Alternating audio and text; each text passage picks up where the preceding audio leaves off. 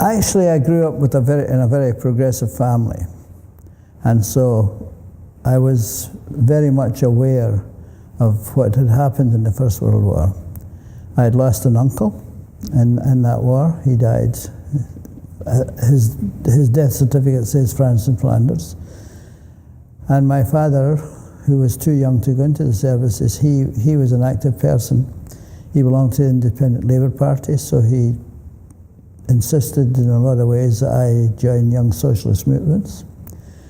But I had a lot of thoughts about the First World War because I saw the results of it, the physical results in human beings.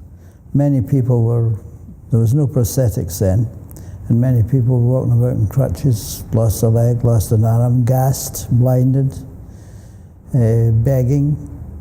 I lived in Scotland, as you can hear from my accent, part of the British Empire. And I say the British Empire because that's the way they looked upon themselves, as being part of the British Empire. We'd always been to war, always fighting wars. It started with the Crimea, the South Africa War, everything else. But I felt the First World War was a war of kings. It wasn't a war of reasons, it was a war of kings. It was a slaughterhouse, and I learned that very soon. And I had, as I say, I witnessed that very soon. So I had very mixed feelings about it. I had very mixed feelings about the First World War because I, quite frankly, didn't understand it. It wasn't to regain territory, and then it was, at the end of the war, there was a division of countries that set the mood for the Second World War. And the countries were divided by cultures. The defeated nations had the lands taken from them, which meant that they were always ready to fight to get them back, which was the result of the Second World War. But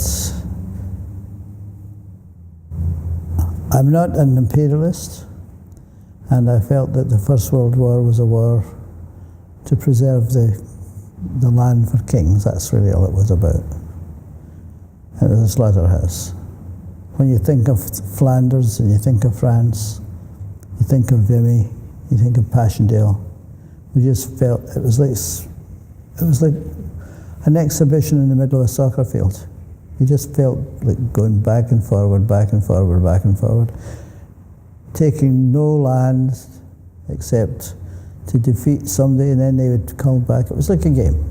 It was a war game. That's how I felt about it.